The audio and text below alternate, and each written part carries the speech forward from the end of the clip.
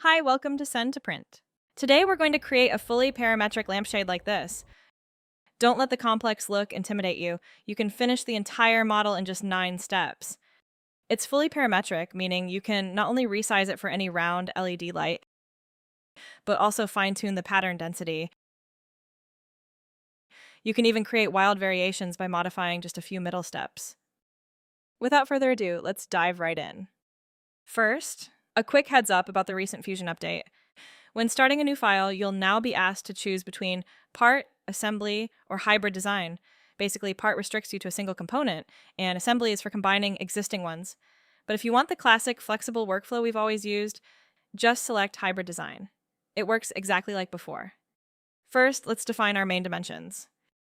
Go to the Modify panel and select Change Parameters. Click that plus icon to add our first one, height. Let's set that to 150 millimeters. Next, add diameter and set it to 60 millimeters. Now, right-click the root directory in the browser and select New Component. Let's rename it to Lampshade. Create a new sketch on the XZ plane. We'll start with the outer profile. Use the Line tool, then the center-pointed arc for the curve. Use a coincident constraint and the tangent tool to keep the transitions smooth. This gives us the basic half-dome profile. And let's draw the inner wall line. Hit shortcut D for dimensioning. Input height for the total height. And the shell thickness to a fixed 10 millimeters. Constrain the slanted line to 45 degrees to avoid any nasty overhang issues during printing.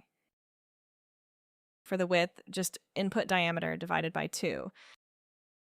I'm adding a horizontal line here because we'll need a base to hold the LED light later. This line marks the top height of that base.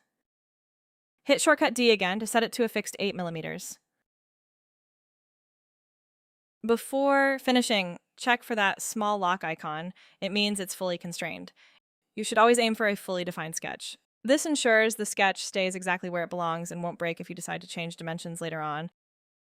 Well, usually.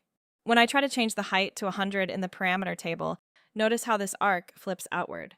Even though it still satisfies all my constraints, it's generating a different geometric solution than the one I wanted. So we need to reconstrain it in a more robust way. First, let's delete this arc. Hit shortcut D and constrain this point to diameter divided by 2.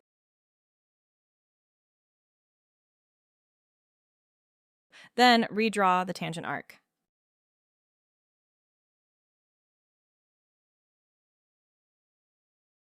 Now it's fully defined again. Let's open the parameter table and tweak the height one more time. Okay, now the constraints are working exactly as I wanted. Finish the sketch.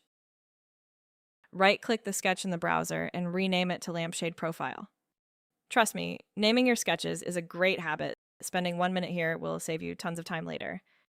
Now, let's go to Create and find the Revolve tool. Pick the profile. Pick the Z-axis and keep the angle at 360. To get a better look at the model, let's go to the Inspect menu and select Section Analysis. Pick the XZ plane as our reference. If you don't see anything, just click Flip. Now use the Fillet tool to add a 10 millimeter radius here. This will smooth out the inner wall. Before moving on, let's tidy things up. Right-click the new body and rename it to Lampshade Body. The main shade profile is ready now. You can just think of this as a mold. We'll be using it later to cut our pattern surfaces. Before we get to those fancy surfaces, let me try to explain it here. The logic of modeling the surface is to sweep a line into a surface while twisting it at the same time. I know it sounds a bit abstract, but stay with me. It'll all click in a few minutes. Start a new sketch on the XZ plane.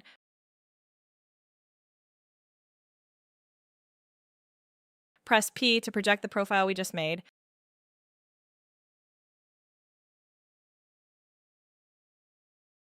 Select it, and hit shortcut X to turn it into construction lines. Draw one slanted line for the sweep profile and a vertical line for the path. Press D to set this line to 25 degrees. Here, I'll set it to diameter so the surface we create later can pass through the XY plane. The width of the slanted line to diameter. This ensures it significantly extends past the outer edge of the shade. If it's not wide enough, the surface won't intersect properly later. Now, everything looks fully defined. Okay, let's finish the sketch and rename it to Surface Structure Lines. Here comes the fun part. Switch to the Surface tab and select Sweep under the Create menu. This works just like a solid sweep, but generates a surface. In the sweep dialog, we only want to select a single segment for the path, so make sure to uncheck Chain Selection first, otherwise it'll grab the entire line. Select the slanted line as the profile and the vertical line as the path. Right now it's just a flat sheet, which is a bit boring. We want it to wrap around the Z-axis, so let's change the twist angle to 360 degrees. The higher the value, the more twisted the pattern becomes.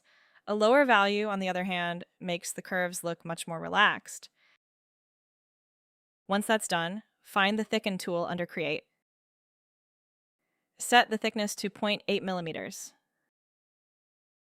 A 0.4 millimeter wall can be a bit flimsy. 0.8 is just the sweet spot. I wouldn't go any thicker though, or we'll lose that nice light transmission. After all, it is a lampshade. Let's rename it to Unit Body. Still looking a bit abstract, right? Don't worry, we are just 3 steps away from a finished lampshade. Head over to the Modify menu and select the Combine tool. Set that thickened surface as your target body and the lampshade body as the tool body. Change the operation to intersect. You can leave the Keep tool unchecked since we don't need the mold anymore. Hit OK, and there it is, our first twisted surface unit. Use the Mirror tool under Create menu. Select the unit body and flip it across the XZ plane. Don't forget to set the operation to join.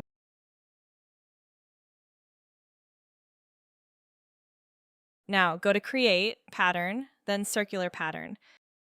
Set the object type to bodies and select this ribbon-like body. Pick the Z-axis and keep the distribution on full. For the quantity, let's try 10 for a preview. Isn't that amazing? Those abstract shapes instantly transform into a beautiful lampshade. If you open the circular pattern in the timeline and change the count to 5, the surfaces become much sparser. You can adjust this based on the size of your shade. For larger shades, you might want a higher count. For smaller ones, dial it back so you don't lose too much light. To make this parametric, open the parameter table and create a new parameter called Density. Make sure it is set to no units, and just set the value to 10. Now, go back to the pattern and change the quantity to our density parameter. Let's open the table one more time and play with the density parameter.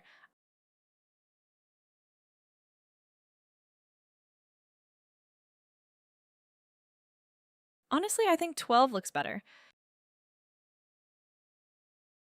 Okay, just like that, we've built a complex-looking lampshade in only 9 steps. You can totally use this method to create all sorts of shapes. Let me quickly show you another design. Looks worlds apart from the first one, right? But I actually only made a few simple changes to the original model. First, look at the lampshade profile sketch. By just adjusting the curves, the entire form changes dramatically. Then, look at the sweep feature. I've changed the twist angle to 60 degrees, which gives it a much smoother, more elegant flow. I've gone ahead and suppressed the mirror feature. Now, instead of a diamond grid, we get these beautiful parallel surfaces that look like flowing water. For a model like this, I'd highly suggest you add an inner shell. Unlike the interlocking grid, this design creates a lot of tall, thin, independent parts. An inner shell ties everything together and significantly boosts stability while printing. Okay, let's wrap up. You can change the overall shape by modifying the profile, control the twist by adjusting the sweep, or switch the pattern style by toggling the mirror feature. And of course, dial in the texture density by changing the density parameter. All right, that's all for the modeling and design logic. You probably noticed this is just the shade. It's not quite ready to hold your LED light. But we can print it as a standalone piece and use it as a tea light cover just to see how it goes. And we'll deal with that base in the next video.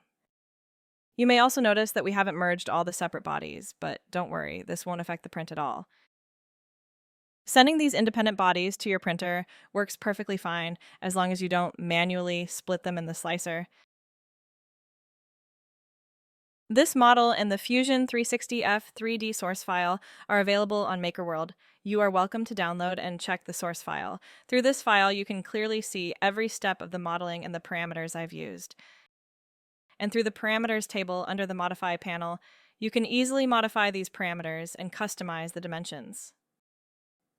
Okay, send to print. After 2 hours of printing, here's our lampshade. This time I used silk PLA, which works incredibly well on a surface like this. It really highlights the depth of our twisted pattern.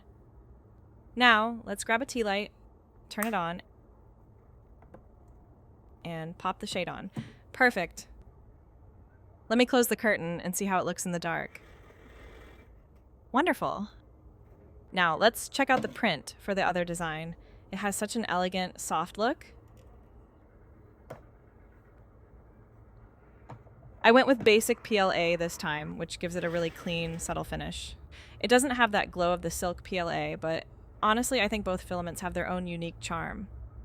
In the next video, we'll design a twist-click base to hold the LED, featuring vents and cable channels for a perfect fit.